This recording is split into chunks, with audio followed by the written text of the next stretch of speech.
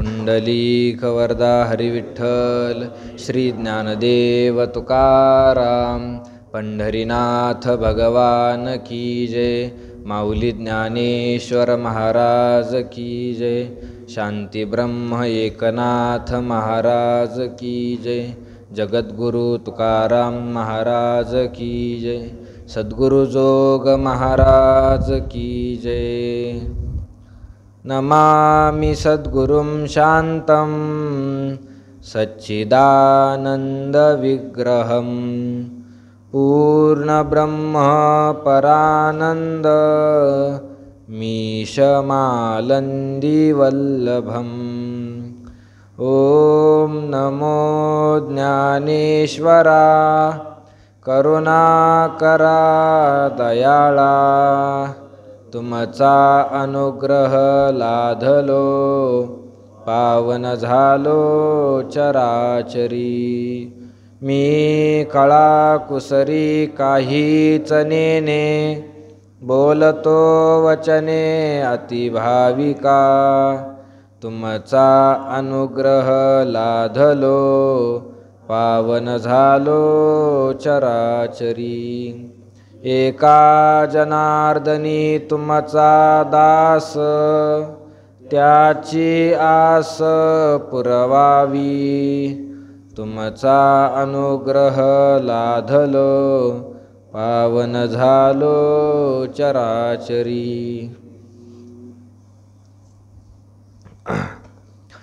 देखे अनुक्रमाधारी स्वधर्म जो आचरे तो मोक्ष तेने व्यापारे निश्चित पावे।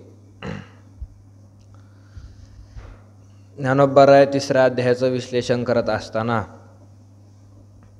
मनुष्य मात्रावर जे कर्म आहे, कर्माच्या बंधनामध्ये जो मनुष्य सापडलेला आहे, तर कर्म किती महत्त्वाचं आहे। कर्म केल्याशिवाय मनुष्याचा उदरनिर्वाहसुद्धा होऊ शकत नाही असं चिंतन आपलं झालेलं आहे। आणि त्यानंतर या कर्मापासून कसं सुटावं म्हणून ज्ञानोबरायांनी सांगितलं की कर्ममोचक अपैसे असे। कर्मानेच कर्मापासून काय करता येतं, सुटता येतं। कर्मापासून सुटण्याचा हाच एक मार्ग आहे की त्याच्यासाठी कर्मच करावं लागतं। जसं पायात खोडलेला काटा काट्यानेच काढावा लागतो, तसं आपल्या पाठीमागं लागलेलं जे कर्माचं बंधन आहे ते तोडण्यासाठी आपल्याला कर्मच करावं लागतं।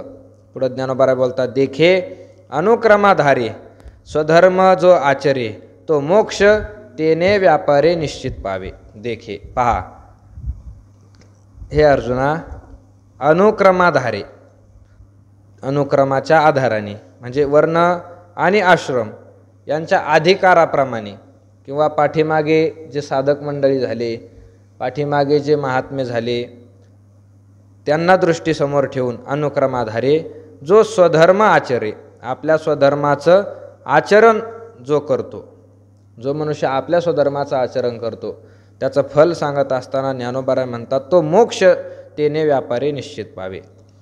तो मनुष्य तेने व्यापारे म्हणजे त्या कर्मामुळे तो मनुष्य मोक्ष निश्चित पावे, मोक्ष त्याला प्राप्त होतो, मोक्ष प्राप्त होतो। म्हणजे कर्म आपण जो करतो स्वधर्मरूपी कर्म, तर हे कर्म केल्यानंतर काय फळ मिळेल, तर त्याचं फलस्वरूप म्हणजे मोक्ष, मोक्ष आहे असं ज्ञानोबरायांनी सांगितलेलं आहे।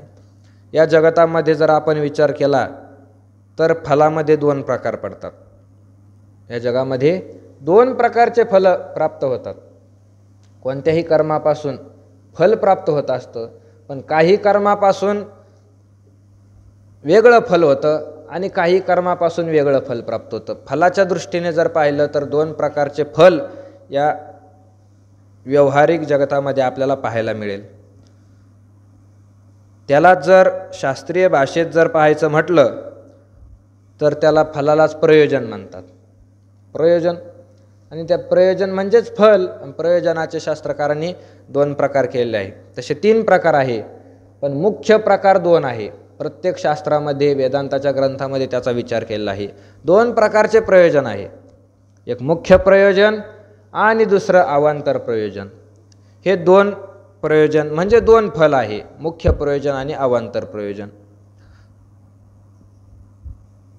तर कर्माचं प्रयोजन काय, कर्माचं प्रयोजन काय, कर्माचं फल काय मिळणार आहे, आपण आपल्या वाट्याला आलेलं कर्म केल्यानंतर आपल्याला काय मिळणार आहे, त्याचं फल काय आहे. तर त्या फलामध्ये सुद्धा हे दोन प्रकार आहे. एक मुख्य प्रयोजन आहे आणि दुसरं अवांतर प्रयोजन आहे, म्हणजे गौण प्रयोजन आहे. असे दोन प्रयोजन त्यातून प्राप्त होतात. तर मुख्य प्रयोजन कोणतं, कर्माचं, आणि त्या कर्माचं अवांतर प्रयोजन कोणतं, असा विचार आहे. आपण काल जे तुकोबारायांचं प्रमाण पाहिलं की आचरता कर्म भरे पोट राहे धर्म, असं प्रमाण पाहिलं. कर्माचं आचरण जर केलं तर तुकोबाराय म्हणतात एक तर त्याचं पोट भरण्याचं साधन होऊन जातं आणि दुसरं म्हणजे धर्म राहे, धर्माचं त्याच्याद्वारे रक्षण होतं, म्हणजे त्याच्याकडं पुण्य उत्पत्ती होते. असं दोन प्रकारचे फल आपण पाहिले. तर त्या फलापैकी अवांतर फल, अवांतर प्रयोजन, गौण प्रयोजन कोणतं असेल तर पोट भरणं आहे. कर्म करून आपलं पोट भरणं, कर्म करून आपला संसार व्यवस्थित चालवणं, हे जे फल आहे ते फल कोणतं आहे, अवांतर आहे. अवांतर, मुख्य प्रयोजन नाही ते, त्याच्यासाठी कर्म नाही, पण कर्म केल्यानंतर ते मिळत असतं. आणि दुसरं जे फल आहे ते फल म्हणजे धर्म राहे, धर्मरक्षण, पुण्याची उत्पत्ती, हे कर्माचं दुसरं फल आहे. कर्मापासून एकतर पोट भरण्याचं साधन होतं आणि कर्मापासून पुण्य निर्माण होतं. हे दोन फल शास्त्रामध्ये सांगितलेले आहे. तर ज्ञानोबा या ठिकाणी मोक्षतेने व्यापारी निश्चित पावे, कर्माचं जे मुख्य फळ आहे, कर्माचं जे मुख्य फळ, महत्त्वाचं फळ आहे, ज्याच्यासाठी सगळं कर्म केलं जातं, त्या फलाचा ज्ञानोबारांनी या ठिकाणी उल्लेख केला आहे. तो मोक्षतेने व्यापारी निश्चित पावे, ते फल म्हणजे कोणतं आहे, मोक्ष फल आहे. दोनच फल आहे, एक तर सांसारिक फल आणि दुसरं मोक्ष फल. असे दोनच फल या जगतामध्ये आहेत. जगतामध्ये जेवढं जेवढं आपल्याला मिळतं त्या मिळण्याचे दोनच प्रकार आहे. एक तर आपल्याला सांसारिक गोष्टी मिळतात, दुसऱ्या पारमार्थिक म्हणजेच मोक्ष स्वरूप मिळतात. आपल्याला काही कर्म केल्यानंतर पैसा प्राप्त होणं हे त्या कर्माचं सांसारिक फल आहे. मान मान्यता प्राप्त होणं हे सुद्धा त्या कर्माचं सांसारिक फल आहे. त्याच्याही पुढे जर केलं तर पद प्राप्त होणं, आमदार, खासदार, मुख्यमंत्री, पंतप्रधान, हे जे पद आहे हे पद मिळणं हे सुद्धा कर्माचं सांसारिक फल आहे. त्याच्याही पुढे जर गेलं आपण तर स्वर्ग प्राप्त होणं हेही सांसारिक फल आहे कर्माचं. ब्रह्मादिक पदे दुःखाची शिराणी, तेथे दुश्चित्त झनी जडो देशी, तुकोबाराय म्हणतात. ब्रह्मादिक पद हे सुद्धा सांसारिक फल आहे, कारण त्याचा नाश होतो, नाश होतो. त्यामुळे तुकोबाराय म्हणतात देवा हे फल आम्ही तुझ्याकडे मागणारच नाही. का मागणार नाही, तू का म्हणे त्याचे कळले आम्हा वर्म, त्या फळाचं आम्हाला काय कळालं, वर्म कळलं. वर्म काय, वर्म आहे जे जे कर्म धर्म नाशवंत, कर्माने आणि धर्माने जे जे काही प्राप्त होते हे सगळं काय आहे, नाशिवंत आहे. म्हणून आम्हाला ते नको, नाशिवंत आहे. म्हणजे कर्माचं एक फल नाशिवंत आहे आणि कर्माचं दुसरं फल अविनाशी आहे. अविनाशी फल कोणतं आहे, मोक्ष. मोक्ष हे फल अविनाशी आहे. मोक्ष, त्या मोक्षाचा एकदा प्राप्त झाल्यानंतर कधीच नाश होत नाही. तो मोक्ष तेने व्यापारी निश्चित पावे, म्हणजे कर्म जर मनुष्याने केलं तर त्या कर्माने जसं आपलं पोट भरतं तसं तेच कर्म जर आपण फलाची आशा सोडून आणि कर्तृत्वाचा अहंकार सोडून तेच कर्म जर केलं तर आपण मोक्षापर्यंत जाऊ शकतो, म्हणजे आपल्याला भगवंताची प्राप्ती होऊ शकते. तो मोक्ष तेने व्यापारी निश्चित पावे. स्वधर्म, त्या स्वधर्माचं आचरण केलं की मोक्ष प्राप्त होतो, असा सिद्धांत ज्ञानोबारायांनी मांडलेला आहे. मग स्वधर्म म्हणजे काय आहे, आपला स्वधर्म कसा ठरवायचा सांगितलं ज्ञानोबारायांनी. अनुक्रमाधारे वर्ण आणि आश्रमाच्या नुसार आपापला स्वधर्म आहे. पण बारीक जर विचार करून पाहिला तर या कलियुगामध्ये, सांप्रत कलियुगामध्ये वर्णही राहिले नाही आता आणि आश्रमही राहिले नाही. कोणाचा कोणता वर्ण आहे हे सुद्धा सांगणं आता कठीण झालेलं आहे, कारण सगळी उत्पत्ती आता भेसळीमधूनच झालेली आहे. म्हणून वर्ण कोणता आहे हे ठरवणं सुद्धा अवघडच आहे. मग आपलं स्वधर्म काय आहे, स्वधर्माचा निश्चय कसा करायचा. कसा निश्चय करायचा स्वधर्माचा? आता ही ज्ञानेश्वरी जर पाहिली तर भगवंताने जे मत मांडलं त्या भगवंताच्या मतावर ज्ञानोबारांनी काय केलं आहे? विश्लेषण केलेलं आहे. त्यामुळे ग्रंथ करण्यासाठी ज्ञानोबाराय परतंत्र आहे. ग्रंथ करण्यास काही ठिकाणी स्वतंत्रता वापरली, पण बहुतेक ठिकाणी ज्ञानोबाराय परतंत्र आहे. तुकोबारायांचं तसं नाही. तुकोबारायांचं तसं नाही. म्हणून तुम्ही पहा, गाथा, ज्ञानेश्वरी आणि भागवत 3 संतांचे 3 ग्रंथ आहे. पण तिन्ही ग्रंथाचं अध्ययन केलं, वाचन केलं तर तुम्हाला गाथा जर वाचला तर गाथा जास्त जवळचा वाटू शकतो. अनुभव घेऊन पहा, तिन्ही ग्रंथाचं अध्ययन करून पहा. ज्ञानेश्वरी आणि भागवतापेक्षा तुकोबारायांचा गाथा मनुष्याला जवळचा वाटतो. का जवळचा वाटतो? तर त्याचं कारण आहे की ज्ञानोबारांनी ज्ञानेश्वरी जी केली ती गीतेवर टीका लिहिलेली आहे. आणि गीतेवर टीका लिहिली म्हणजे गीता भगवंताने कधी निर्माण केलेली आहे? महाभारतीय काळामध्ये. आणि महाभारतीय काळामध्ये जे ज्ञान सांगितलं, महाभारत द्वापार युगामध्ये झालं. मग तेव्हा जे ज्ञान सांगितलं त्याच ज्ञानाला अनुसरून ज्ञानोबाराला पुढं लिखाण करावं लागलं, परतंत्र होऊन लिखाण करावं लागलं. नाथ महाराजांचं सुद्धा तेच झालं. भागवतावर टीका केली आणि श्रीमद भागवताची रचना कधी झाली? ते सुद्धा त्याच काळामध्ये, अगोदरच्या द्वापारयुगीन काळामध्ये. तर मग तिथंसुद्धा नाथ महाराजांना परतंत्र होऊन लिहावं लागलं. जे श्लोकामध्ये आलं तसं लिहित चालायचं परतंत्र होऊन. पण तुकोबाराय परतंत्र नाही. तुकाराम महाराजांनी जे अभंग लिहिले ते अमक्याच ग्रंथावर लिहिले, तमक्याच ग्रंथावर टीका केली असं काही नाही. गाथा लिहिण्यासाठी तुकोबाराय स्वतंत्र आहे. वेदावर टीका केलेली आहे, पण वेदावर जरी टीका केलेली असली तरीसुद्धा सांप्रत कलियुगामध्ये जे उत्तम आहे त्याचा गौरव तुकोबारायांनी जास्त केलेला आहे, जास्त गौरव केलेला आहे. तुम्ही वेदाचा अभ्यास केला किंवा इतर धर्मशास्त्रीय ग्रंथाचा अभ्यास केला तर त्यामध्ये नामस्मरणाचा एवढा उदो सापडणार नाही, सापडत नाही. पण तुकोबारायांच्या गाथ्यामध्ये जर पाहिलं तर अख्ख्या गाथ्यामध्ये फक्त नामस्मरणाचाच उदो केलेला आहे. इतर विषय सांगितले नाही असंही नाही. तुकोबारायांनी धर्मशास्त्रसुद्धा सांगितलं. धर्मनीतीचा हा ऐकावा व्यवहार, निवडिले सार आसारते, धर्मशास्त्रसुद्धा सांगितलं. कर्म कसं करावं कर्मशास्त्रसुद्धा तुकोबारायांनी सांगितलं. ज्ञानशास्त्रसुद्धा सांगितलं, सगळं सांगितलं. पण विशेष प्रकारे गाथ्यामध्ये कायाचा उल्लेख आहे? भक्तीचा उल्लेख आहे, नामाचा उल्लेख आहे. भक्तिशास्त्र तुकोबारायांनी निर्माण केलेलं आहे. हे का केलं? तर तुकोबाराय स्वतंत्र आहे. आणि या कलियुगामध्ये मनुष्याकरता उचित काय आहे हे सगळ्या माणसाला समोर ठेवून तुकोबारायांनी गाथ्याची काय केली? रचना केली. अभंगाची रचना करत असताना प्रत्येक मनुष्याचं हित होईल, त्याच्या हितासाठी काहीतरी याच्यातून मिळेल म्हणून तुकोबारायांनी काय केलेली आहे? अभंगाची प्रत्येक ठिकाणी नामस्मरणाचा उल्लेख करूनच रचना केलेली आहे असं आपल्याला पाहायला सापडतं. तर गाथा लिहिण्यासाठी तुकोबाराय काय आहे? स्वतंत्र आहे, स्वतंत्र. म्हणून आपल्याला ते अभंग जास्त जवळचे वाटतात, कारण त्यामध्ये सांप्रत कलियुगामधील सगळं वर्णन आहे, सांप्रत कलियुगामधील. आणि सर्व शास्त्रांचा असा सिद्धांत आहे की प्रत्येक युगामध्ये भगवत प्राप्तीचे साधना काय सांगितले? निरनिराळे सांगितले. पण कलियुगामध्ये जे साधन आहे सगळ्या संतांनी, सगळ्या शास्त्रांनी एकमुखाने सांगितलं की कलियुगामध्ये नामाशिवाय पर्याय नाही. मनुष्याला नामस्मरण केल्याशिवाय पर्याय नाही. इतर साधनाने भगवतप्राप्ती होऊ शकत नाही. अवघ्या वाटा झाल्या क्षीण, कली न घडे साधन, उचित विधी विधान न कळे न घडे सर्वथा. विस्ताराने तुकोबारायांनी सांगितलं या कलियुगामध्ये काय झालं? अवघ्या वाटा क्षीण झाल्या. सगळे साधने आता काय झाले? म्हातारे झाले. म्हातारे. यज्ञाचं साधन म्हातारं झालं, तपाचं साधन म्हातारं झालं, ज्ञानाचं साधन म्हातारं झालं. क्षीण झाल्या सगळ्या वाटा. या कलियुगामध्ये कली न घडे साधन, कोणतंच साधन घडत नाही. का घडत नाही? तर उचित विधी विधान न कळे न घडे सर्वथा. यामध्ये काही साधनं अशी आहे की ते साधनं सूक्ष्म आहे आणि काही साधनं कठीण आहे. तर त्यातली सूक्ष्मता आपल्याला कळत नाही आणि कठीणपणासुद्धा आपल्याला कळत नाही. तर हे जे साधनं आहे कलियुगामध्ये सगळे साधनं क्षीण झाली, त्यांची शक्ती काय झाली? आता कमी झाली. कारण ते जसं करावं तसं आपल्याकडून घडत नाही, घडत नाही आपल्याकडून.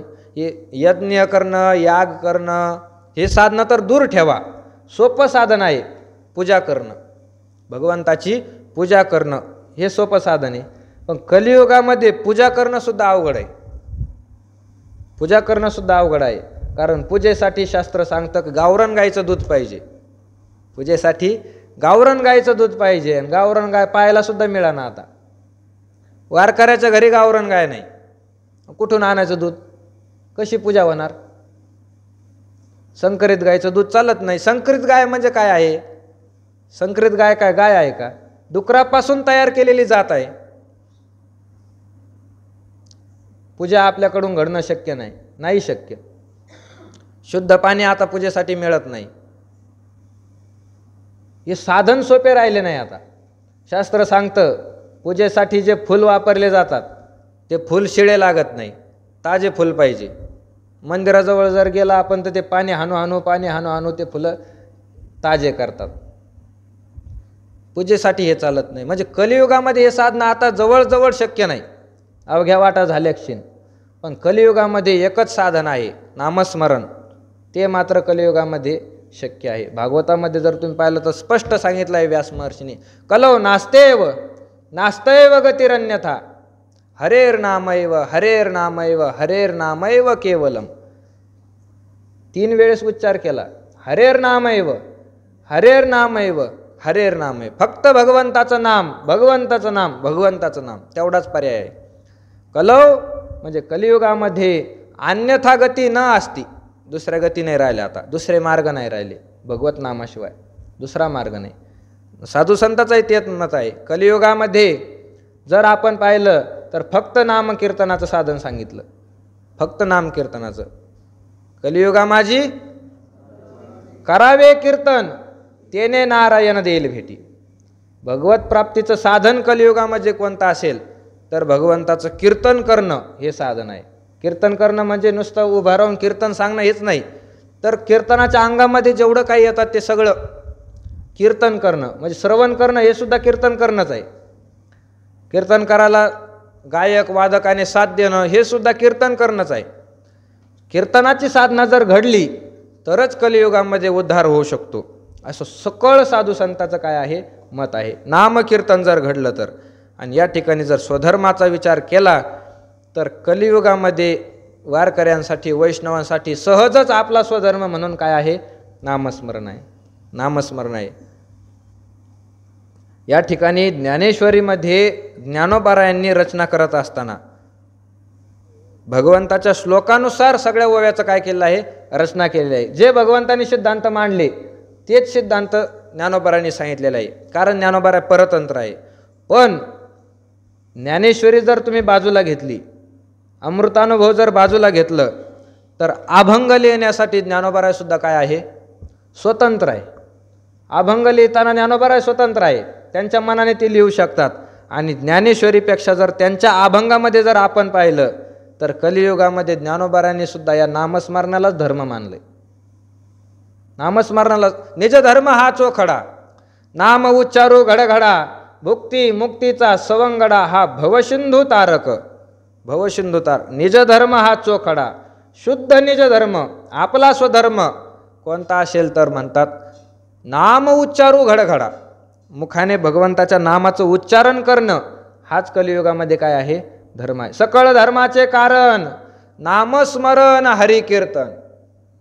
सगळ्या धर्मातला श्रेष्ठ धर्म नामस्मरण करणं आणि भगवंताचं कीर्तन करणं हा सगळ्यात मोठा काय आहे? धर्म आहे. मग असं स्वधर्म, या स्वधर्माचं जर आपण आचरण केलं तर ज्ञानोबाराय म्हणतात तो मोक्ष तेने व्यापारी निश्चित पावे. एवढ्या व्यापारानेच, एवढ्या कर्मानेच आपल्याला मोक्ष मिळू शकतो. नामस्मरण केल्याने किंवा भगवंताचं कीर्तन केल्याने मनुष्याला मोक्ष मिळू शकतो. मोक्ष तेने व्यापारी निश्चित पावे. ही तर प्रतिज्ञा झाली ज्ञानोबारायांची. मोक्ष त्या साधनाने मिळेल. पण कसा मिळेल? नामस्मरण रूपी साधन जर आपण केलं, स्वधर्माचं आचरण जर केलं तर मोक्ष कसा मिळेल याचा तर विचार करावा लागेल. कारण या मोक्षाचं जर भानगड पाहिली तर सगळे शास्त्र जे आहे ते सगळ्या शास्त्रामध्ये एकमुखाने असंच वर्णन केलं आहे की ज्ञानाशिवाय मोक्ष मिळत नाही. मुक्तिस्तु ब्रह्मतत्वस्य ज्ञानादेव न चान्यथा, असं पंचदशीकारांनी वर्णन केलं आहे. मुक्तिस्तु ब्रह्मतत्वस्य ज्ञानात एव अन्यथा न नान्यपंथा. या ठिकाणी मोक्षाच्या ठिकाणी दुसरे मार्गच नाही, फक्त ब्रह्मतत्वाच्या ज्ञानानेच काय होतं, मोक्ष होतो, असं सगळे शास्त्रकाराचं मत आहे. ज्ञानाने मोक्ष आहे. ज्ञानोबारांनी सुद्धा सांगितलेलं आहे, ज्ञानेची सौरसू मोक्षाचा तो, ज्ञानानेच मोक्ष प्राप्त होतो. ज्ञानोबारा म्हणतात, या ज्ञानाशिवाय तुम्ही दुसऱ्या जर खटपट केल्या तर त्याचा काहीच फायदा होणार नाही. ज्ञानेविने एके उपाय करीशी जेतो के तीही गुंफशी अधिके रुखी. ज्ञानाशिवाय दुसऱ्या मार्गाचा तुम्ही अवलंब जरी केला तरी फरक पडणार नाही. का? कारण परत परत ते ज्ञानामध्ये इतर साधनामध्येच आपण गुंतून राहू, मोक्षापर्यंत जाणार नाही असं म्हणतात. तेच ज्ञानोबा म्हणतात, सकळ धर्माचे कारण नामस्मरण हरिकीर्तन. परत हरिकीर्तनाला नामस्मरणावर काय करतात, जोर देतात. तर असं का होतं, नामस्मरणाने मोक्ष कसा प्राप्त होईल? तुकोबारायांनी तर प्रतिज्ञाच केलेली आहे, मुखी नाम हाती मोक्ष आयशी साक्ष बहुतांची.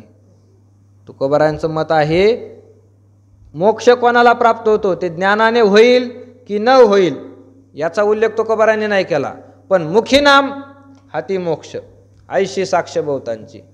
तुकोबाराय म्हणतात, मी नुसतं शब्दाने सांगत नाही, बोलाचे गौरव नव्हे, हा माझा अनुभव, माझा अनुभव सांगतो. आणि नुसता माझा अनुभव आहे असं नाही, अनेक लोकांचा असा अनुभव आहे. आयशी साक्ष बहुतांची, अनेक लोकांची अशी साक्ष, असा अनुभव आहे. काय?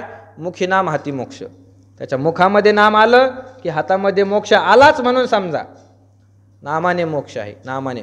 ही सुद्धा काय झाली, प्रतिज्ञात झाली. पण साक्षात जर विचार केला तर नामाने मोक्ष कसा मिळेल, नामाने मोक्ष कसा मिळेल? तर मोक्ष मोक्ष म्हणजे काय असतं? मोक्ष शब्दाचा अर्थ होतो आपल्या ठिकाणचं जे स्वरूपाचं अज्ञान आहे ते अज्ञान निघून जाणं, यालाच काय म्हणतात? मोक्ष म्हणतात. मोक्ष. मनुष्याच्या अंतःकरणामध्ये 3 प्रकारचे दोष सांगतात. हे 3 प्रकारचे दोष जाणं त्यालाच मोक्ष म्हणायचं. 3 प्रकारचे दोष गेले की त्या मनुष्याला मोक्ष प्राप्त होतो. कोणते 3 दोष आहे? अंतःकरणामध्ये मल असतो, अंतःकरणामध्ये विक्षेप असतो, आणि तिसरा दोष कोणता आहे? आवरण. आवरण. अंतःकरणामध्ये पहिला दोष आहे मलदोष. मलदोष म्हणजे काय? पापाची वासना. पापाची वासना. आपलं पाहून घ्यायचं. जर आपल्याला पाप करण्याची इच्छा होत असेल तर आपल्या अंतःकरणामध्ये अजून काय आहे? मलदोष शिल्लक आहे. पापाच्या वासनेवरून मलाचा निश्चय होत असतो. त्यानंतर विक्षेप आहे. अंतःकरण जर आपला अस्थिर असेल तर समजून घ्यायचं विक्षेप नावाचा दोष आहे. आणि आवरण नावाचा, अंतःकरणामध्ये जर अज्ञान असेल तर तो आवरण नावाचा दोष आहे. हे 3 दोष ज्याच्या अंतःकरणामधून निघून जातात त्या मनुष्याला मोक्ष प्राप्त होतो. म्हणजे त्याला ज्ञान प्राप्त होतं आणि ज्ञानाने मोक्ष होतो. तर नामस्मरणाने मोक्ष कसा होतो याचा जर विचार केला तर नामस्मरण हे असं साधन आहे की नामस्मरण या 3ही दोषाचं काय करते? निवृत्ती करतं. 3ही दोष. नामस्मरणाने मल जातो, नामस्मरणाने विक्षेप जातो, आणि नामस्मरणाने अज्ञानाचं आवरण सुद्धा नष्ट होतं. नष्ट होतो. मल नावाचा दोष. मल म्हणजे पाप. नामस्मरण केलेले मनुष्याचं पाप सुद्धा काय होतं? नष्ट होऊन जातो. नष्ट होऊन जातं. ज्ञानोबा सांगतात, हरि उच्चारणी अनंत पापराशी जातील लय शिक्षण मात्रे.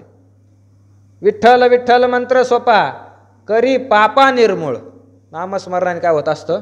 पाप जात असतं. तो का म्हणे पापे जाती संताची या जपे. संताच्या नामाने सुद्धा काय जातं? पाप जातं. तो का म्हणे पापे वायू सुता जाती जपे. हनुमंतरायाचं नामस्मरण केल्याने पाप काय होतं? नष्ट होऊन जातो. पापाच्या निवृत्तीचं मुख्य साधन आहे नामस्मरण. नामस्मरण. जळती दोषाचे डोंगर शुद्ध होती नारी नर गाती ऐकती सादर जे पवित्र हरिकथा. हरिकथा म्हणजे काय असतं? हरिकथेमध्ये नामच असतं. हरिकथेचं जर श्रवण केलं तर सगळे पाप नष्ट होतात, कर्मसुद्धा नष्ट होतं. जळते संचित ऐशी आहे धर्मनीत. सगळे संचित सगळे पाप जळून भस्म होऊन जातात. नामस्मरणाचं फल आहे. मलदोष निवृत्त होतो. त्याच नामस्मरणाचं दुसरं फल आहे विक्षेप दोष निवृत्त होतो. भगवंताच्या कथेमध्ये, भगवंताच्या कीर्तनामध्ये, नामस्मरणामध्ये मनुष्याचं चित्त स्थिर होऊन जातं भगवंताच्या स्वरूपाच्या ठिकाणी. नाम घेता उठा उठी, नाम उच्चारिता कंठी, पुढे उभा जग जेठी, ऐशे धरोनिया ध्यान मने करावे चिंतन. भगवंताचं नामस्मरण करणाऱ्याला हळूहळू हळूहळू अनुभव यायला लागतो की त्याने डोळे लावले की भगवंताची मूर्ती दिसायला लागते. अंतःकरण स्थिर व्हायला लागतं मलदोष गेल्यानंतर. आणि तिसरा आवरण नावाचा दोष तो सुद्धा नामस्मरणाने नष्ट होऊन जातो. अज्ञानाचा नाश होतो. ज्ञानाची प्राप्तीसुद्धा नामस्मरणाने होते. म्हणजे असं मल, विक्षेप आणि आवरण या 3 दोषाची निवृत्तीद्वारे मनुष्याला मोक्ष प्राप्त होऊ शकतो. स्वधर्म जो आचरे तो मोक्ष तेने व्यापारे निश्चित पावे. मनुष्याने स्वधर्माचं आचरण केलं, नामस्मरण, हरिकीर्तन, भगवंताची कथा जर केली तर त्याला या कलियुगामध्ये मोक्ष मिळू शकतो. तेने व्यापारे, त्या कर्माने तो मोक्ष निश्चित पावे. तो मनुष्य मोक्षाला निश्चित प्राप्त होतो. मोक्ष म्हणजे काय? तर मोक्ष जो आहे वेदांत शास्त्रानुसार जर चिंतन केलं तर मोक्ष कशाला म्हणतात? एकतर सकल दुःखाची आत्यंतिक निवृत्ती आणि भगवंताची परमानंदाची प्राप्ती होणं, याचं नाव काय आहे? मोक्ष आहे. मोक्ष म्हणजे मोक्षाच्या ठिकाणी 2 अंश आहे. एकतर दुःखाची निवृत्ती म्हणजे दुःखाचा नाश होणं आणि आनंदाची प्राप्ती होणं, याला काय म्हणायचं? मोक्ष म्हणायचं. दुःखाचा नाश झाला पाहिजे. मग ते जन्माचं दुःख असो किंवा मरणाचं दुःख असो किंवा आपल्या आयुष्यामध्ये जेवढे काही दुःख येतात गर्भवासाधिक, त्या सगळ्या दुःखाचा कायमचा नाश होणं हे मोक्षाचं एक अंग आहे. मोक्षाचं एक अंग आहे. दुःखाचा नाश झाला पाहिजे. आणि नाश कसा झाला पाहिजे? कायमचा झाला पाहिजे. कायमचा नाश झाला पाहिजे. तर ते नाश होण्याचे सुद्धा शास्त्रामध्ये 2 प्रकार सांगितले. एक तर लयरूप निवृत्ती आणि दुसरी आत्यंतिक निवृत्ती. नाश होण्याचे 2 प्रकार आहे. आता एखाद्याने जर हजामत केली, सगळे केस काढून टाकले, केसाचा नाश होतो का नाही? नाश झाला केसाचा. काढून टाकले केसाचा नाश झाला. मग कायमचा नाश होतो का? कायमचा होत नाही. कारण 2 दिवसात परत दुसरे केस दिसायला लागतात. याला म्हणायचं लयरूप निवृत्ती. नाश तर होतो पण नाश कायमचा होत नाही. याला काय म्हणायचं? लयरूप निवृत्ती. लयरूप निवृत्ती. जसं एखादं मोसंबीचं झाड आहे, मोसंबीच्या झाडाला फळ लागलं, मोठमोठ्याल्या मोसंब्या लागल्या, त्याला रंग उतारला, त्याच्यामध्ये रस उतारला, लांबूनच पाहिलं तर मनुष्याला आकर्षक दिसायला लागल्या. एवढ्या मोठ्या मोसंब्या लागल्या की त्याचं फांद्या खाली टेकायला लागल्या. मग लोक त्याला टेकन लावतात चांगल्या उभा करण्यासाठी. एवढ्या मोसंब्या लागल्या आणि बाग उतारण्याच्या टायमाला त्या तोडणाऱ्यांनी सगळ्या मोसंब्या तोडून नेल्या. झाडाला एकही मोसंबी राहिली नाही. म्हणजे काय झालं? मोसंबीचा नाश झाला पण कायमचा झाला का? कायमचा नाही. पुन्हा पुढच्या वर्षी परत त्याच झाडाला मोसंब्या येतात. ही निवृत्ती जी आहे ती लयरूप निवृत्ती आहे. आणि दुसरी निवृत्ती आहे आत्यंतिक निवृत्ती. दुसरी निवृत्ती कोणती? आत्यंतिक निवृत्ती. अग्नी पेटलेला आहे आणि अग्नी पेटलेल्या अग्नीमध्ये थोडंसं पाणी घेतलं आणि अग्नीमध्ये शिंपडलं, पाणी जळून जातं का नाही? पाण्याचा नाश होतो. तो लयरूप आहे का आत्यंतिक आहे? पाण्याचा जो नाश होतो अग्नीमध्ये टाकल्यानंतर तो कायमचा नाश होतो. परत ते पाणी मागं येत नाही.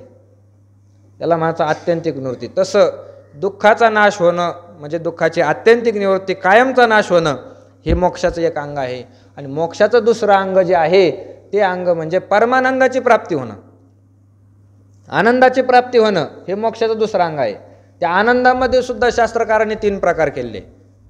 आनंद आनंद आनंद एक शब्द आहे पण आनंदामध्ये सुद्धा 3 प्रकार केले. एक विषयाचा आनंद केला, दुसरा ब्रह्मानंद केला आणि तिसरा भक्ती आनंद. असे 3 आनंदाचे प्रकार केले. तर हे सगळं आनंदामध्ये विषयानंद नाही आणि भक्ती आनंद नाही, तर मोक्ष म्हणजे परमानंद, ब्रह्मानंद तो प्राप्त होणं याला मोक्ष म्हणतात. ज्ञानोबा म्हणतात स्वधर्माचं आचरण केलं की मनुष्याला मोक्ष मिळू शकतो.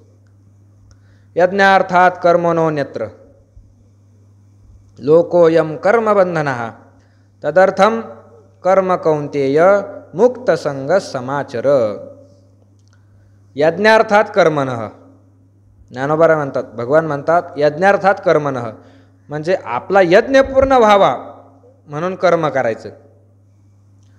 कारण अन्यत्र असं जर पाहिलं तर अयम लोकः, हे सगळं जगत कर्मबंधन, कर्माने बांधलेलं आहे. तदर्थम कर्म कौंतेय मुक्तसंग समाचर, म्हणून अर्जुना मुक्तसंग म्हणजे आसक्ती सोडून, तदर्थम त्या यज्ञाकरता, समाचर कर्म कौंतेय, तू काय कर, सगळे कर्माचं आचरण कर. स्वधर्म जो बापा तो नित्य यज्ञ जानपा, म्हणून वर्तता तेथ पापा संचार नाही. ज्ञानोबा म्हणतात, हे अर्जुना, जो स्वधर्म, भगवान सांगतात अर्जुना बापा, जो स्वधर्म तोच नित्य यज्ञ जानपा. आपला जो स्वधर्म आहे तो स्वधर्म हा नित्य यज्ञ आहे. स्वधर्माचं आचरण करणाऱ्याला दुसरा कोणता यज्ञ करण्याची गरज नाही. ज्याने आपल्या आपल्या स्वधर्माचं आचरण केलं तो काय आहे, नित्य यज्ञ आहे, नित्य यज्ञ. म्हणून आपला स्वधर्म काय आहे, भगवंताचं नामस्मरण करणं. तर नामस्मरण करणं हा आपला काय आहे, यज्ञ आहे, यज्ञ. आणि तो यज्ञ 1-2 दिवसाचा नाही, नित्य यज्ञ आहे. नामजप यज्ञ तो परम, बाधू न शके स्नानादी कर्म. ज्ञानोबा म्हणतात नामजप करणं हा सुद्धा फार मोठा यज्ञ आहे. नित्य यज्ञ जानपा, म्हणून वर्तता तेथ पापा संचार नाही. म्हणून जो स्वधर्माच्या ठिकाणी आचरण करतो, आपला आपला स्वधर्माचं आचरण करतो, नामस्मरण करतो, त्या मनुष्याच्या ठिकाणी पाप प्रवेश करत नाही, कोणताही पाप त्याला लागत नाही. हा निज धर्म जय सांडे आणि कुकर्मी रती घडे, तैची बंध पडे सांसारिक.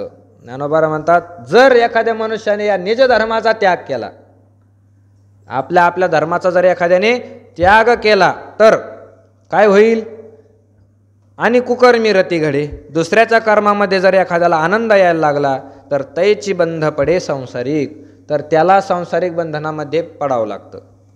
म्हणून आपला आपला स्वधर्म आपल्यासाठी उचित आहे. मनुष्याने आपला धर्म सोडून दुसऱ्याचा धर्माचं आचरण करू नये. म्हणून स्वधर्म जो आहे तोच श्रेष्ठ आहे. श्रेयान स्वधर्म विगुण परधर्मात स्वनुष्ठितात, म्हणजे दुसऱ्याच्या धर्मापेक्षा आपला धर्म काय आहे, श्रेष्ठ आहे. देखे स्वधर्म जो आपला कठीण जरी झाला तरी आचरिता तोची भला, अनुष्ठिता तोची भला देखपा. आपला धर्म कठीण जरी असला तरी तर आपल्या धर्माचं आपण आचरण करावं. म्हणून ज्ञानोबा असं मत आहे, निज धर्म जय सांडे, आपला धर्माचा जर एखाद्याने त्याग केला आणि कुकर्मी रती घडे, दुसऱ्याच्या धर्माचा जर स्वीकार केला तर काय होईल, तैची बंध पडे सांसारिक, तो मनुष्य सांसारिक बंधनामध्ये पडत असतो. सरळ सरळ आहे, याच्यामध्ये काही तर्क करण्याची गरजच नाही, सरळ विषय आहे. आपला धर्म जर सोडला आणि दुसऱ्याचा धर्म जर घेतला तर त्या मनुष्याला बंधन प्राप्त होतं. वारकरी आहे, वारकऱ्याचा धर्म नामस्मरण करणं आहे.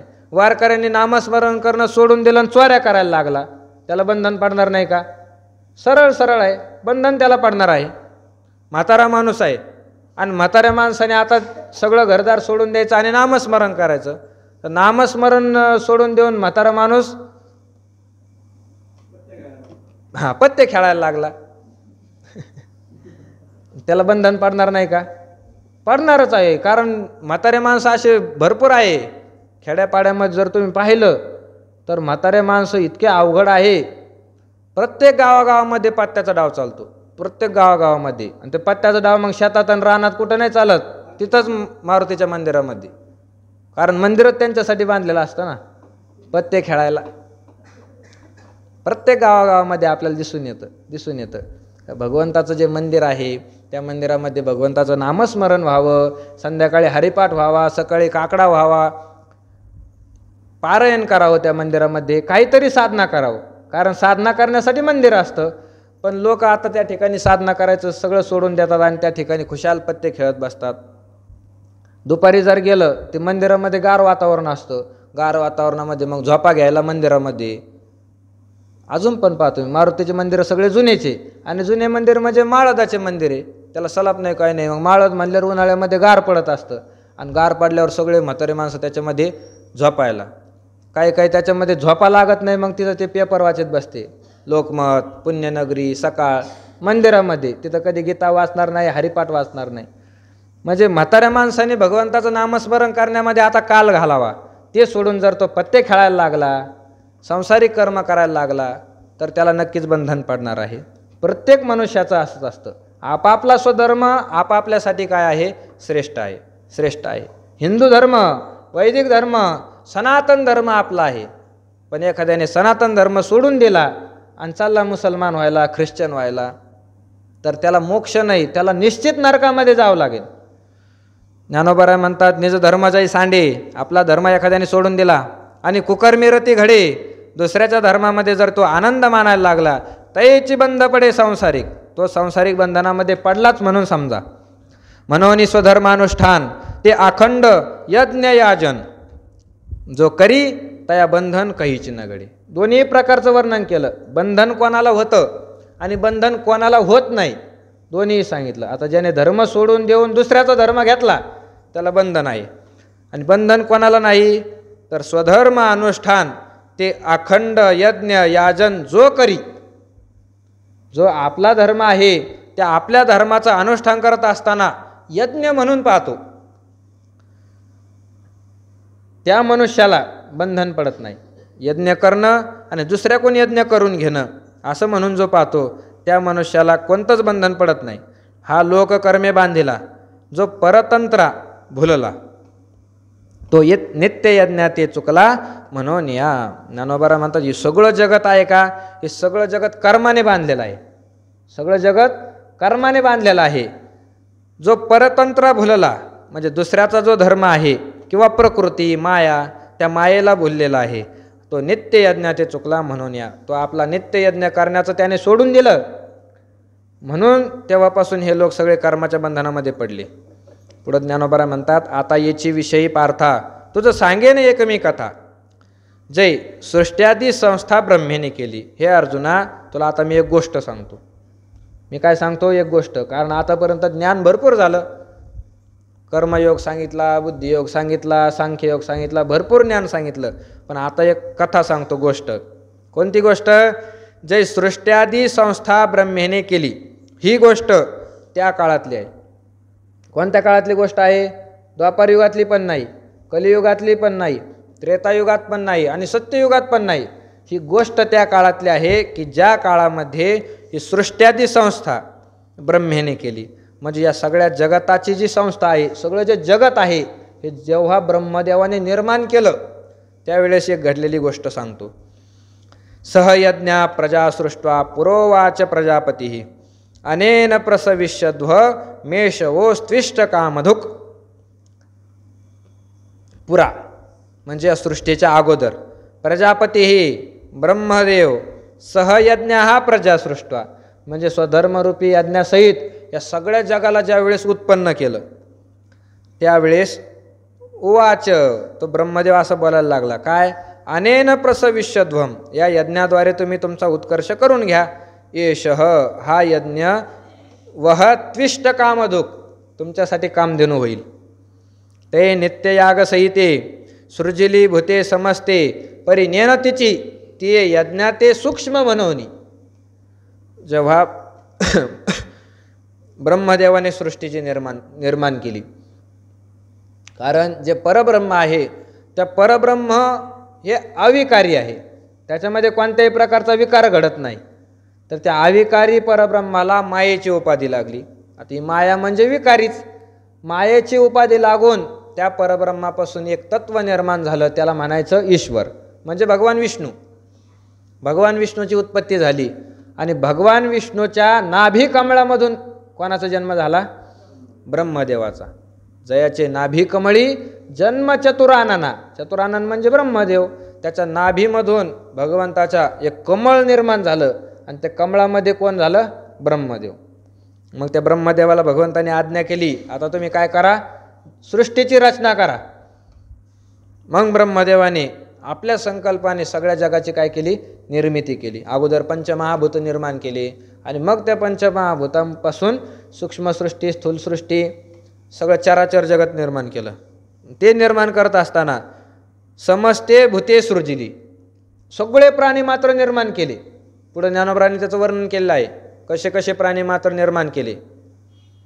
असे प्राणी मात्र या ब्रह्मदेवाने निर्माण केले, तर काही काही प्राणी असे आहे की त्या प्राण्याला किती पाय आहे हे आपल्याला मोजतासुद्धा येत नाही. किती पाय आहे. घरामध्ये जर पाहिलं कधी कधी ते गोम निघते, ती गोम अशी असते, तिला किती बारीक बारीक पाय आहे ते मोजतासुद्धा येत नाही. असे प्राणी निर्माण केले ब्रह्मदेवाने. आणि त्याच ब्रह्मदेवाने असेही काही प्राणी निर्माण केले त्यांना पायच नाही. सापासारखे प्राणी, पायच नाही त्याला. म्हणजे असेही प्राणी केले ज्याला पाय नाही, आणि असेही केले की ज्यांचे पाय मोजतासुद्धा येत नाही. असे प्राणी निर्माण केले. काही काही जीव असे निर्माण केले की त्यांना असं जवळ जाऊन पाहावं लागतं किती बारीक आहेत. असे निर्माण केले. मुंगेसारखे, बारीक बारीक किड्यासारखे बारीक जीवजंतू निर्माण केले. आणि काही काही अतिविशाल काय निर्माण केले. हत्तीसारखे प्राणी, किंवा समुद्रामध्ये एवढे मोठे मोठे मासे आहे की आपण त्याची कधी कल्पना करू शकत नाही. असेही जीव निर्माण केले ब्रह्मदेवाने. प्रत्येक प्रकारचे जीव निर्माण केले. त्यामध्ये मनुष्याची सुद्धा निर्मिती केली. आणि नित्ययाग संहिते या सगळ्या प्राण्यांची उत्पत्ती करत असताना त्या मनुष्याबरोबर नित्ययाग संहिते यज्ञाची निर्मिती केली ब्रह्मदेवाने. यज्ञ म्हणजे त्याचा स्वधर्माची निर्मिती केली. परिनेनतीची ती यज्ञ ते सूक्ष्म म्हणून. पण हे जे मनुष्य आहे, तर हे सगळे मनुष्य त्या यज्ञाला जाणत नव्हते. कारण तो यज्ञ सूक्ष्म आहे. यज्ञ कसा आहे? सूक्ष्म आहे. कसा करावा, कोणी करावा, कोणत्या मंत्राने करावा, हे फार सूक्ष्म आहे.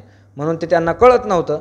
ते वेळी प्रजीविनविला ब्रह्मा, देवा काय आश्रय येथाम्हा, तव म्हणे तो कमळ जन्मा भूताम प्रती. त्यावेळेस प्रजीविनविला ब्रह्मा. मग त्या सगळ्या प्रजेने काय केलं?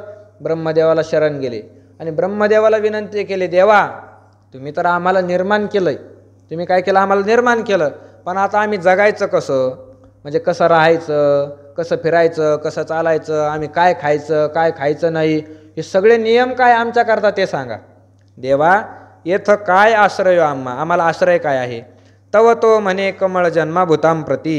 मग कमळामधून जन्माला आलेला तो ब्रह्मदेव त्या सगळ्या प्राणीमात्रांना असं म्हणायला. काय म्हणाला? तुम्हा वर्ण विशेष वशे, आम्ही हा स्वधर्म विहिला असे, या ते उपासा मग अपैसे पूर्ती काम. त्यावेळेस सांगितलं की हे प्रजाजनांनो, तुम्हाला आम्ही एक स्वधर्म निर्माण करून दिलेला आहे. तो स्वधर्म कशावर आधारित आहे? वर्ण विशेष वशे. तुमचा वर्ण, तुमचा आश्रम, तुमची जी जात आहे त्या जातीवर आम्ही हे सगळे वर्णधर्म तुम्हाला निर्माण करून दिले. स्वधर्म आम्ही निर्माण केला. या ते उपासा मग अपैसे पूर्ती काम. तुम्ही याची उपासना करा. आपल्या वाटेला आलेला जो धर्म आहे त्या धर्माची तुम्ही उपासना करा. मग अपैसे पूर्ती काम, आपोआपच तुमच्या सगळ्या इच्छा पूर्ण होऊन जातील. सगळ्या इच्छा तुमच्या पूर्ण होऊन जातील. तुम्ही तुमचा धर्म करीत राहायचं.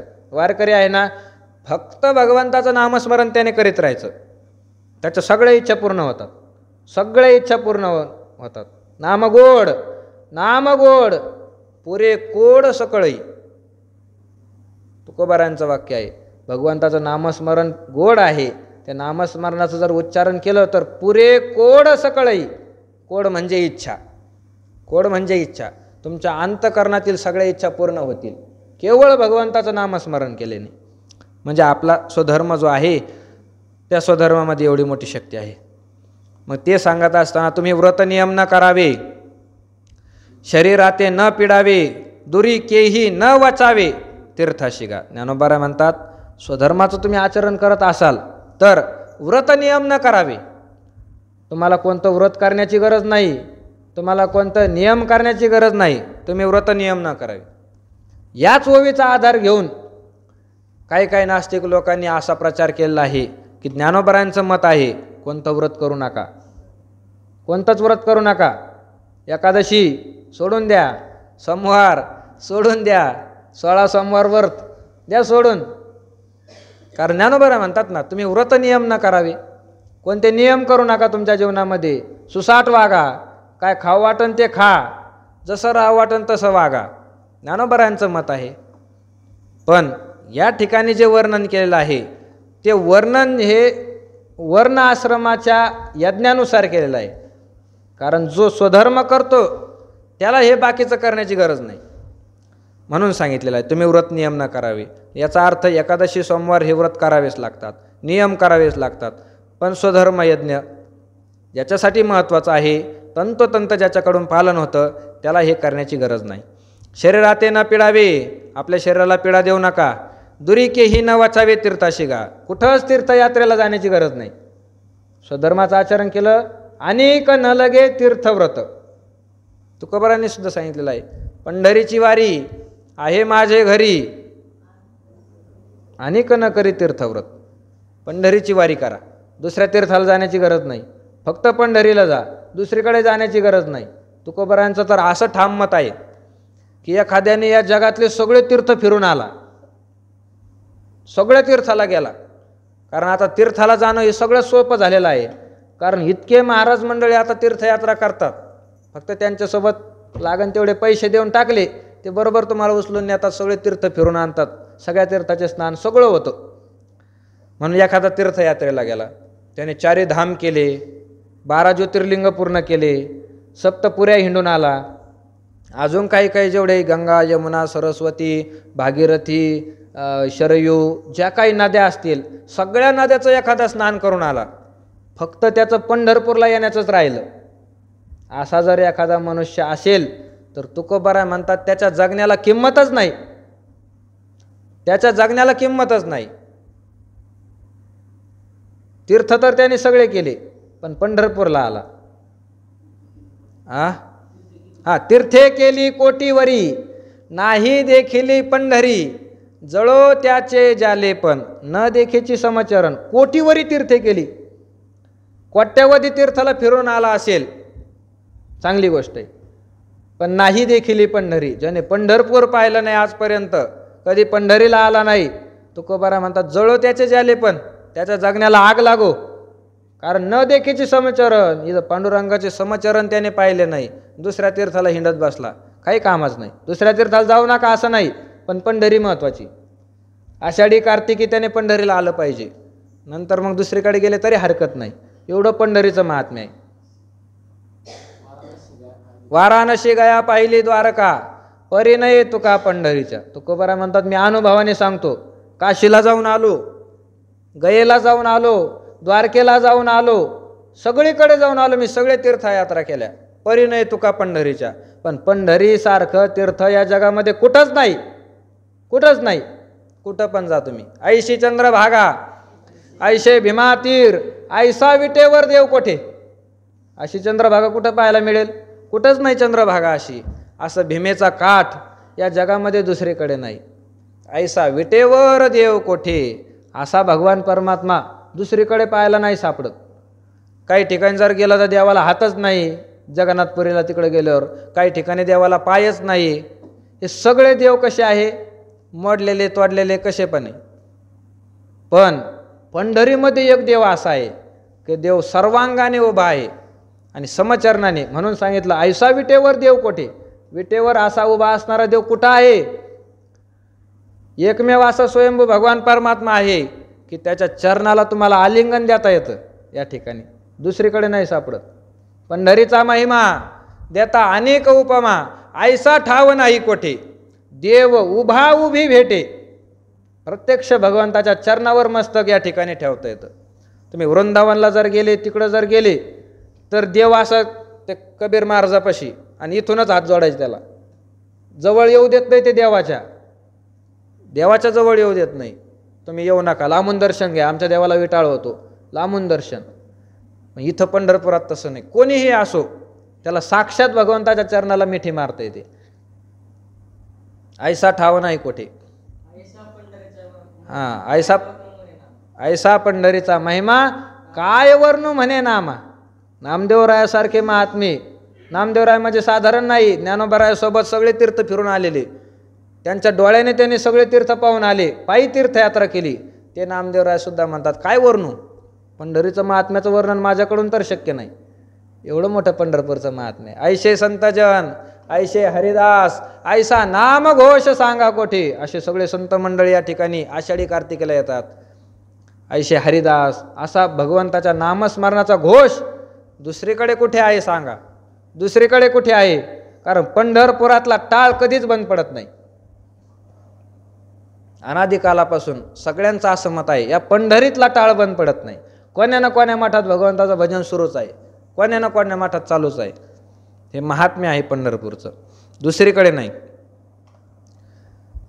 तर हां, पंढरीची वारी आहे माझे घरी, इथून निघालो होतं. अनेक न करी तीर्थव्रत, तुकोबारा सांगितलं दुसरे तीर्थव्रत मी नाही करणार. तसंच या ठिकाणी ज्ञानोबा सांगतात, दुरी की ही न वचावी तीर्थाशी गा. तुम्ही स्वधर्म यज्ञ करता तर कोणत्या तीर्थाला जाण्याची गरज नाही. स्वधर्मयज्ञ, स्वधर्मयज्ञ शब्द आला का आपण समजून घ्यायचा, आपण वारकरी आहे आणि वारकरीचे जे कर्म आहे ते आपला स्वधर्म. वारकऱ्याने चंद्रभागेला महत्त्व दिलं पाहिजे, पंढरीला महत्त्व दिलं पाहिजे, भगवंताच्या नामाला महत्त्व दिलं पाहिजे, तुळशीला महत्त्व दिलं पाहिजे, एकादशी सोमवाराला महत्त्व दिलं पाहिजे. हे वारकऱ्याचे कर्म आहे. दुरीके ही नवाचावे तीर्थाशी गा. योगादिके साधने साकांश आराधने मंत्र यंत्र विधाने झनी करा. योगादिके साधने, योग, याग, तप इत्यादी जे काही साधनं आहे ते साधनं साकांश आराधने, आकांक्षेने इच्छेने केले जाणारे हे जे सगळे साधनं आहे, हे साधनं करण्याची गरज नाही. नामस्मरण करणाऱ्याला दुसरे साधनं करण्याची गरजच नाही. मंत्र यंत्र विधाने झनी करा. मंत्र तंत्र यंत्र हे जे साधनं आहे झनी करा. ज्ञानोबा म्हणतात हे करू नका, याच्या नादी तुम्ही लागू नका, मंत्र तंत्राच्या नादी लागू नका. हे लोक असतात, हे कालच्या चंद्रग्रहणाच्या वेळी इकडच्या काठाला त्या पुलाच्या पलीकडे जर तुम्ही पाहिलं असेल, इतके लोक होते त्या ठिकाणी, सगळे काळे कपडे घातलेले, भस्म वडलेले, त्यांच्या हातात एवढं ते हाडकं, सगळे तिथं मंत्र उजळण्यासाठी ग्रहणामध्ये त्यांचे ते ठराविक मंत्र, त्याने त्या मंत्राचा जप करायचा. ते मंत्राचा जप केला का ते मंत्राचे काय येते, पावर येते, मंत्र सिद्ध होतो. आणि मंत्र सिद्ध करून काय करायचं, दुसऱ्याला त्रास द्यायचा, दुसरं काही नाही करायचं, दुसऱ्याला त्रास देत फिरायचं मंत्र सिद्ध करून. ते मंत्रवाले केवळ दुसऱ्याचा त्रास करण्यासाठी फिरत असतात. सगळे नाही, पण काही असतात. आमच्या गावामध्ये सुद्धा होता एक माणूस, एक अजून आहे. तर गावात एखाद्याला जर विंचू चावला, तर विंचू चावल्यानंतर लोक बोंबलत नाही ना, कोणाला सांगत नाही, झाकून ठेवत असतात. मग आता ते दवाखाने निघाले, पहिल्याने दवाखान्यात जातच नव्हते. विंचू चावला का एखाद्या उतारणाऱ्याकडे जायचं आणि त्याच्याकडून मंत्राने विंचू उतरून घ्यायचा, असं होतं. आता त्याच्यामध्ये आमच्या गावामध्ये असा एक माणूस होता की त्याला जर कळालं की एखाद्याला विंचू चावला, तर त्याच्या मनात असो की मनात नसो त्याचे आपोआप मंत्र सुरू व्हायचे. आणि त्याचे मंत्र सुरू झाले का दुसरा कितीही उतारणारा असला किंवा कोण्याही डॉक्टरने कोणतं इंजेक्शन दिलं, त्याचा विंचू उतरतच नव्हता, अजून वर चढत होता. असं असतं. कारण हे मंत्रतंत्रवाले नेहमी दुसऱ्याला त्रास देण्यासाठी करतात, दुसऱ्याला त्रास देण्यासाठी. यांची दृष्टीसुद्धा इतकी पापी असते की नवीन जणलेल्या एखाद्या गायीवर यांची नुसती नजर पडू द्या, दुसऱ्या दिवशी ती गाय आटणार, वासराला सुद्धा पिऊ देत नाही. हे मंत्रतंत्रवाले लोक, वाईट नजर असते, कोणाचं चांगलं झालेलं यांना पाहवत नाही. म्हणून ज्ञानोबा म्हणतात, मंत्र यंत्र विधाने झनी करा. याच्या नादी तुम्ही लागू नका, मंत्रतंत्राच्या नादी लागू नका. देवतांतरा न भजावे, हे सर्वथा काही न करावे. तुम्ही स्वधर्म यज्ञ यजावे अनायासे. दुसऱ्या देवाचं भजन करू नका, दुसऱ्या देवाच्या नादी लागू नका. ही देवीन ती देवीन मसोबान मुंजा याच्या नादी लागायचं नाही. फक्त पंढरीनाथ एकाच देवाचं भजन करायचं. हे सर्वथा काही न करावे, दुसरे साधना करण्याची गरज नाही. तुम्ही स्वधर्म यज्ञ यजावे अनायासे. तुम्ही आपापला जो स्वधर्म यज्ञ आहे त्या स्वधर्म यज्ञाचं काय करा, नामस्मरण करा, त्या स्वधर्म यज्ञाचं भजन करा, त्याच्यासाठी सगळे कर्म करा. भगवंताचं एकादशीचं व्रत करा, सोमवाराचं व्रत करा, भगवंताचं कीर्तन चालू असेल श्रवण करा, प्रवचन चालू असेल श्रवण करा. एवढं कर्म करीत राहायचं. मग आपल्या वारकऱ्याच्या कर्मामध्ये जेवढं येतं तेवढं, सकाळी चंद्रभागेचं स्नान, भगवंताची प्रदक्षिणा करणं, हे कर्म करत राहायचे. असं जर केलं तर स्वधर्म यज्ञ यजावे अनायासे. अनायासे म्हणजे सहजच, काही कष्ट वाटू द्यायचे नाही. स्वधर्म यज्ञाचं काय करायचं, पालन करायचं. 91 होईपर्यंत आपण आलेलो आहे. पुढच्या वयाचं चिंतन उद्या करू. पुंडलिक वरधारी विठ्ठल.